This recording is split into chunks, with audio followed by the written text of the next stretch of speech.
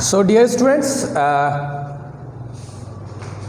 in this video lecture we are going to start a new chapter,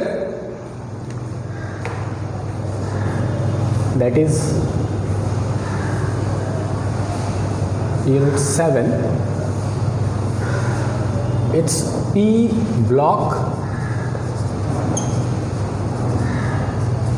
elements. Okay, P block elements. Now what are P block elements?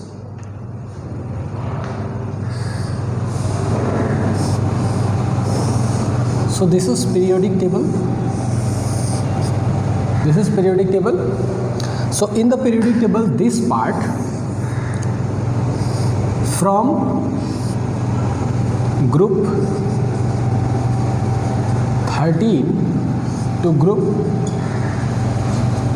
18, from group 13 to 18 is collectively known as P block elements. Okay, P block elements.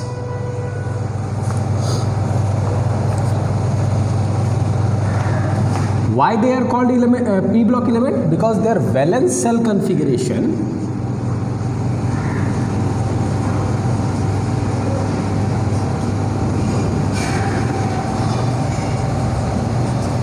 is ns2np126. So in the valence cell they have p electrons. So the only p electron changes in this group p1, p2, p3, p4, p5 and p6. So they are collectively called P block elements. Okay, now from this I'll write down this part separately. Okay, so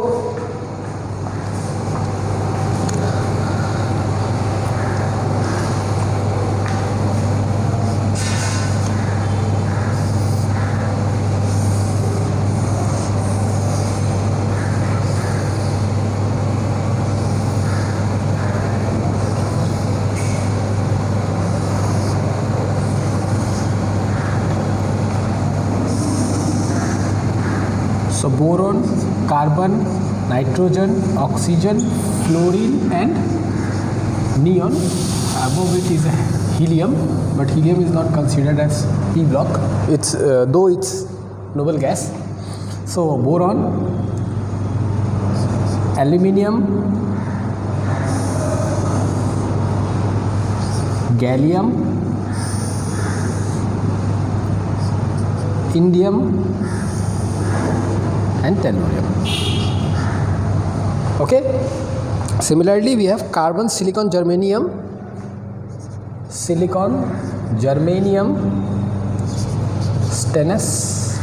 stene and lead, phosphorus, arsenic, antimony and bismuth, sulfur, selenium, tellurium, polonium, fluorine, chlorine, bromine, iodine and astatine.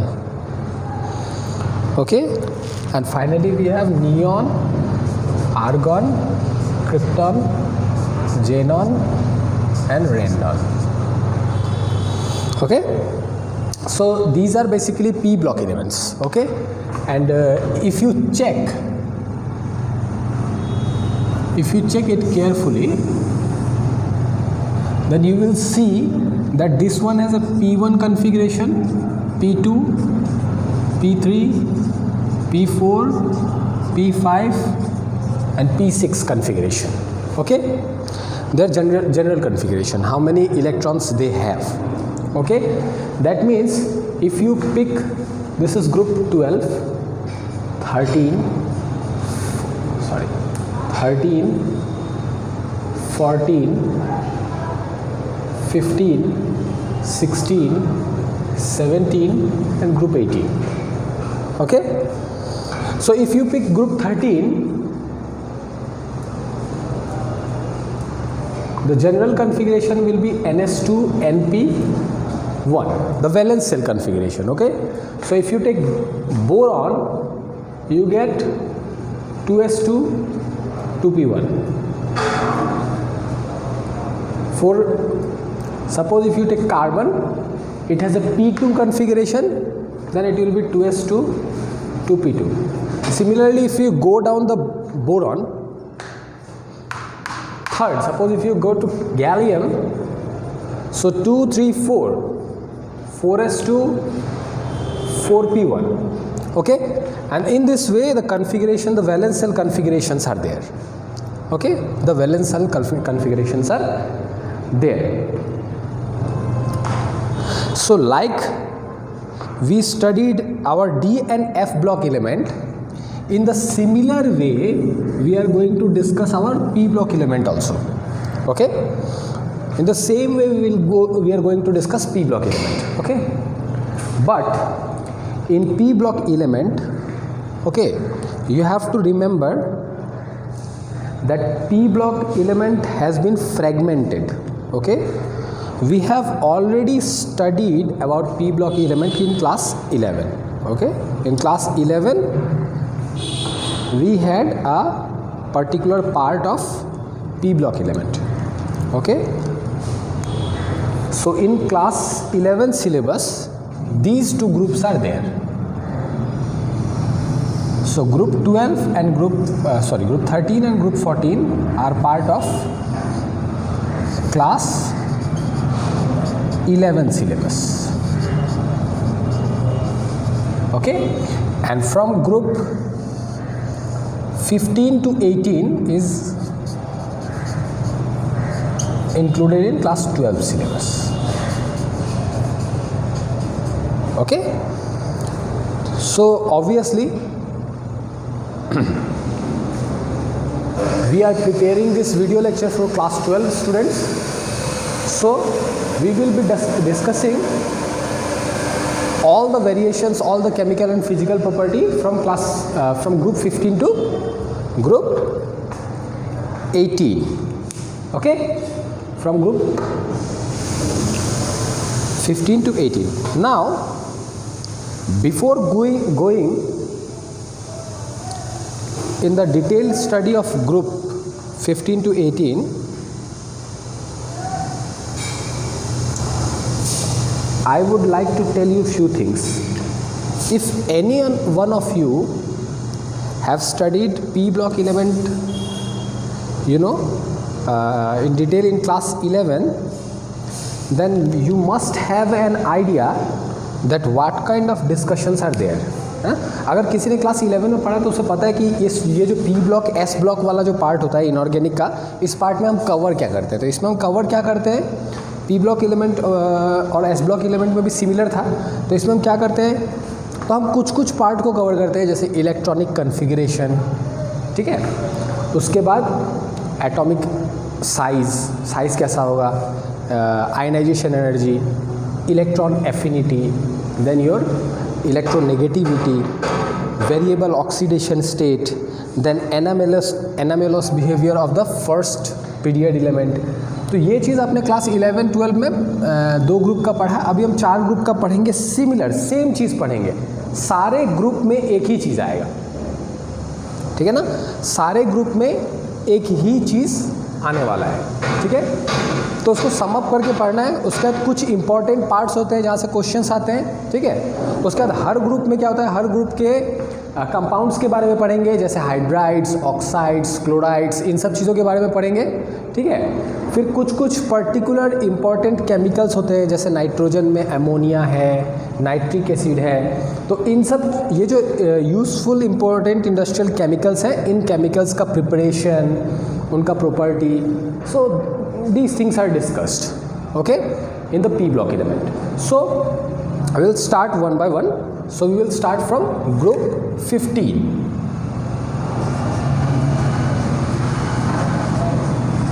Okay, group 15. So group 15 is what?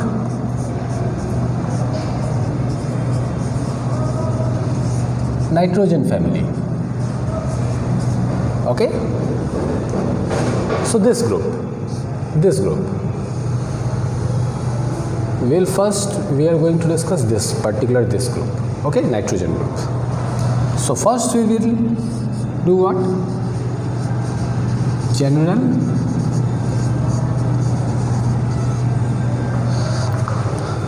I got into organic. General electronic configuration. So what is their general configuration? NS2 and P3. So in s orbital they have a paired electron, and in p orbital they have 3 unpaired electrons. Now see, before going to discuss any chemical or physical behavior, I would tell you few tools. I would say I would give you few tools or chemical or technical skills which are very very essential in studying p block elements. Okay, तो पहला चीज़ देखो क्या है, पहला है electronic configuration. Basically valence shell electronic configuration जो है वो बहुत क्रूशियल है केमिकल या फिजिकल बिहेवियर एक्सप्लेन करने के लिए. ठीक है, तो जैसे कि पी ब्लॉक एलिमेंट्स हैं, नाइट्रोजन फैमिली है, तो नाइट्रोजन फैमिली में एक स्पेशल इलेक्ट्रॉनिक कन्फिग्रेशन हमें देखने को मिलता है जो कि है ये. नाइट्रोजन फैमिली के अंदर सबसे स्पेशल चीज़ क्या है कि इसका जो पी ऑर्बिटल है वो हाफ फील्ड है. Okay, P orbital is half field. And मैंने आप लोगों को पहले भी बताया है, okay, I have told you multiple times that half filled orbitals are relatively more stable than partly filled orbitals. Okay, since this is half filled orbital, so it has more stability compared to the partly filled orbital. Suppose इसमें से मैंने एक electron निकाल दिया या एक electron अगर और डाल दिया तो पेयर्ड हो जाएगा. ठीक है, then that configuration is not that stable as compared to this half filled orbital. Okay, completely filled orbitals are the most stable. अगर सारा इलेक्ट्रॉन पेयर्ड हो जाए फिर तो वो नोबल गैस कन्फिग्रेशन हो जाएगा, तो वो सबसे स्टेबल है. तो कंप्लीटली फिल्ड ऑर्बिटल के बाद सबसे ज़्यादा स्टेबल कौन सा होता है? Half field. और सबसे लेस स्टेबल क्या होता है? Partly field. तो नाइट्रोजन फैमिली के अंदर एक बहुत ही स्टेबल सा इलेक्ट्रॉनिक कन्फिग्रेशन है. कैसा electronic configuration? Half field electronic configuration. So obvious सा बात है कि अगर ये कन्फिग्रेशन स्टेबल है तो डेफिनेट सा बात है कि इसमें से इलेक्ट्रॉन निकालना या इलेक्ट्रॉन लेना थोड़ा डिफ़िकल्ट होगा. इसमें इलेक्ट्रॉन निकालना तो बहुत मुश्किल होगा क्योंकि ये स्टेबल कन्फिग्रेशन है. तो ऑब्वियस सा बात है कि कोई भी अपना स्टेबिलिटी लूज़ नहीं करता है. हम तो पूरे केमिस्ट्री में लगातार यही चीज़ डिस्कस करते आ रहे हैं कि कौन सा चीज़ ज़्यादा स्टेबल है, कौन सा लेस स्टेबल है. जो ज़्यादा स्टेबल है वो ज़्यादा फॉर्म होता है या वो ज़्यादा अच्छे से एग्जिस्ट करता है. ठीक है, तो सिमिलरली यहाँ पे क्या है, ये हाफ फील्ड है तो ये ज़्यादा अच्छे से एग्जिस्ट करेगा. ओके, ठीक है, ये ज़्यादा अच्छे से एग्जिस्ट करेगा. इसके बाद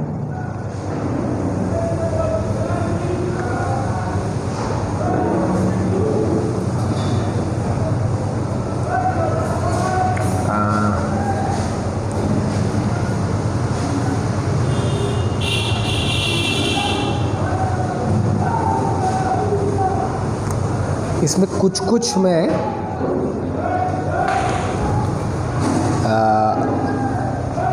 मार्किंग्स के बाद में भी कर सकता हूँ, बाद में भी कर दूँगा. जो टूल्स का मैं बात कर रहा था वो टूल्स मैं आप लोगों को पहले बता देता हूँ ताकि आप लोगों को आगे का डिस्कशन या आगे का जो हमारा क्लासेस हो उसको आपको फ़ायदा मिले. ये एक रिवीजन टाइप का है, मैं एक रिवीजन करवा देता हूँ. पहला चीज़ जिसके ऊपर बेसिकली पी ब्लॉक एलिमेंट्स में क्या है, पी ब्लॉक एलिमेंट्स में जो थोड़े एक्सेप्शनल बिहेवियर होते हैं उन एक्सेप्शनल बिहेवियर के ऊपर क्वेश्चन आता है. जैसे नाइट्रोजन का हाफ फील्ड ऑर्बिटल है ना, तो ये हाफ फील्ड ऑर्बिटल ज़्यादा स्टेबिलिटी देता है नाइट्रोजन को, तो इसके ऊपर क्वेश्चन आता है. ओके, इसके ऊपर कैसा क्वेश्चन आएगा वो मैं डिस्कस करके बताऊँगा, लेकिन ये एक बहुत इंपॉर्टेंट कॉन्सेप्ट है कि नाइट्रोजन है हाफ फील्ड ऑर्बिटल, तो इसके ऊपर क्वेश्चन आता है. ठीक है, और क्या क्या चीज़ है और कौन कौन सा कॉन्सेप्ट है जिसको हमें माइंड में रखना है, जिसे हम बार बार यूज़ करेंगे. तो एक है इफ़ेक्टिव न्यूक्लियर चार्ज, इसका हम बार बार इस्तेमाल करेंगे. ठीक है, और इसका मैंने पहले ही बताया है कि inversely proportional to principal quantum number होता है, यानी कि आप न्यूक्लियस से जितना दूर जाते जाओगे ठीक है। जेड इफेक्टिव क्या था?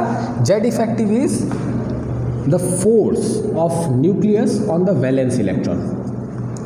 ये न्यूक्लियस वैलेंस इलेक्ट्रॉन के ऊपर जितना फोर्स लगाता है उसी फोर्स को हम इफेक्टिव न्यूक्लियर चार्ज कहते हैं, ठीक है। तो जितना डिस्टेंस ज़्यादा होगा वैलेंस इलेक्ट्रॉन का, जेड इफेक्टिव उतना ही कम होता जाएगा, ठीक है। यानी कि सिंपली आप ये कह सकते हो कि पीरियोडिक टेबल में आप जैसे ही नीचे जाओगे तो जेड इफेक्टिव क्या होगा? वो डिक्रीज होगा, इफेक्टिव न्यूक्लियर चार्ज डिक्रीज होगा क्योंकि साइज बड़ा हो जाएगा एटम का, ठीक है। पहला चीज़। दूसरा चीज़ जेड इफेक्टिव का क्या था कि इन्वर्सली प्रोपोर्शनल टू क्या होता है? Screening effect.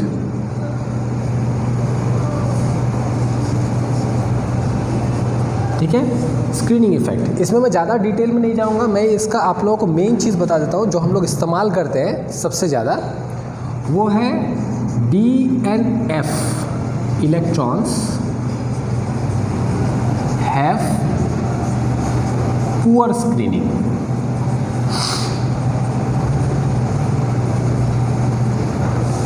Due to which Z effective increases. यानी कि ये कहने का मतलब क्या है मैं आपको बताता हूँ।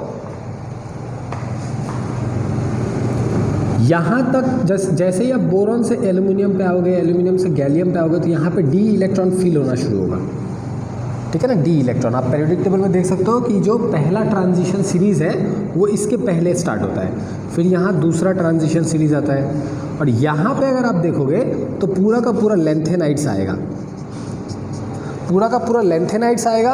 और लेंथेनाइड्स आने के बाद लेंथेनाइड के बाद डी ब्लॉक के बाद ये वाला पी ब्लॉक, ठीक है। यानी कि ये जो लास्ट वाला ग्रुप है, इस ग्रुप के आने से पहले पूरा का पूरा एफ ऑर्बिटल फिल हुआ है, एफ ऑर्बिटल फिल हुआ है, ठीक है ना। ये एफ ऑर्बिटल फिल हुआ है इसके आने से पहले, ठीक है। तो आपको ये चीज़ ध्यान रखना है कि मैं इसमें आपको बता देता हूँ, ये है पीरियड 2, फिर 3, 4, 5, 6। ये सिक्स्थ पीरियड जो है, सिक्स्थ पीरियड में आपको ये चीज़ ध्यान रखना है, यही चीज़ मेन यहाँ पे मकसद है कि सिक्स्थ पीरियड में आके सिंस एफ इलेक्ट्रॉन फिल हो जाता है, इसी वजह से यहाँ पे आके क्या होता है, जैसे ही आप इस ग्रुप से इस ग्रुप में आओगे तो जेड इफेक्टिव को क्या होना चाहिए था? डाउन द ग्रुप कमना चाहिए था, बट यहाँ पे आके ये बढ़ जाता है। क्यों बढ़ जाता है? Due to poor screening. F electron के पुअर स्क्रीनिंग के कारण यहाँ पे ये बढ़ जाएगा, ठीक है। और बढ़ जाएगा तो कुछ कुछ एक्सेप्शनल बिहेवियर आएगा, ठीक है। कैसा एक्सेप्शनल बिहेवियर आएगा ये मैं आपको बताऊँगा, ठीक है। इसके बाद ये एक टूल हो गया जो कि जेड इफेक्टिव है। एक और चीज़ आपको बहुत अच्छे से ध्यान रखना है, जो पीरियड 1 के बारे में आपको याद रखना है, ठीक है। So period 1 element has no vacant d orbital. देखो मैं पीरियड 2 और पीरियड 3 को कंपेयर करता हूँ, ठीक है। तो पीरियड 2 में से मैं मान लो कोई भी एक ले लेता हूँ, नाइट्रोजन ले लेता हूँ, सपोज मैं ग्रुप 15 पढ़ा रहा हूँ, तो ये क्या है 2s2 2p3, और नाइट्रोजन के नीचे क्या है फॉस्फोरस। फॉस्फोरस क्या होता है 3s2 3p3। अब देखो फॉस्फोरस में क्या है, मैंने 3s2 3p3 लिखा है, लेकिन यहाँ पे 3d0 है, उसमें कोई इलेक्ट्रॉन नहीं है, इसलिए हम लोग उसको लिखते नहीं है। मैंने इसको लिखा नहीं, शुरुआत में मैंने इसको नहीं लिखा। क्यों नहीं लिखा? क्योंकि डी ऑर्बिटल में या डी जो सबसेल है उसमें कोई इलेक्ट्रॉन ही नहीं है। लेकिन उसमें इलेक्ट्रॉन भले ही ना हो, लेकिन वो ऑर्बिटल जरूर है, ऑर्बिटल प्रेजेंट है, ठीक है। उसमें बस क्या है, उसमें इलेक्ट्रॉन नहीं है, ठीक है। लेकिन अगर आप पीरियड 1 एलिमेंट में आओगे, पीरियड 1 के किसी भी एलिमेंट में अगर आओगे तो आपको दिखाई देगा कि 2d ऑर्बिटल तो हो ही नहीं सकता है, 2d orbital cannot exist, okay. So since 2d orbital cannot exist, therefore nitrogen और any period 1 element does not have any vacant d orbital, ठीक है। पीरियड 1 एलिमेंट में वैकेंट d ऑर्बिटल है ही नहीं, ठीक है। और इस वैकेंट डी ऑर्बिटल के नहीं होने के वजह से इनका बहुत सारा केमिकल प्रॉपर्टीज चेंज होता है, या आप कह सकते हो कि they show anomalous behaviour. Okay, so ये एक चीज़ है जो आपको ध्यान रखना है कि पीरियड 1 को छोड़ के बाकी के सारे पीरियड में वैकेंट डी ऑर्बिटल है। पीरियड 1 एलिमेंट्स में किसी तरीके का वैकेंट डी ऑर्बिटल प्रेजेंट नहीं है। ओके, इसके बाद जो चीज़ आपको याद रखना है, जिसके ऊपर एक्सेप्शनल क्वेश्चन आएगा, ठीक है, जिसको मैं पूरे डिटेल में एक्सप्लेन करूँगा, फिलहाल मैं सिर्फ बता रहा हूँ, वो ये है कि आपको ये ध्यान रखना है period 1 elements have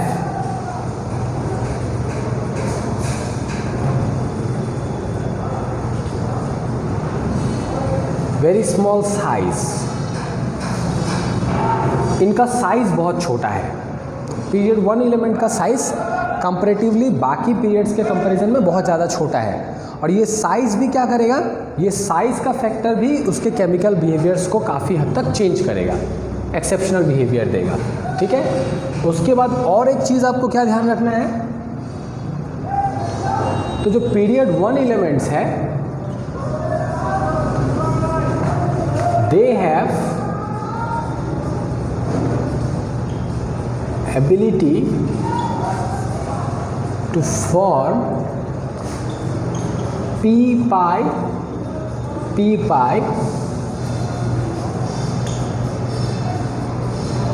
multiple bonds, okay, and other periods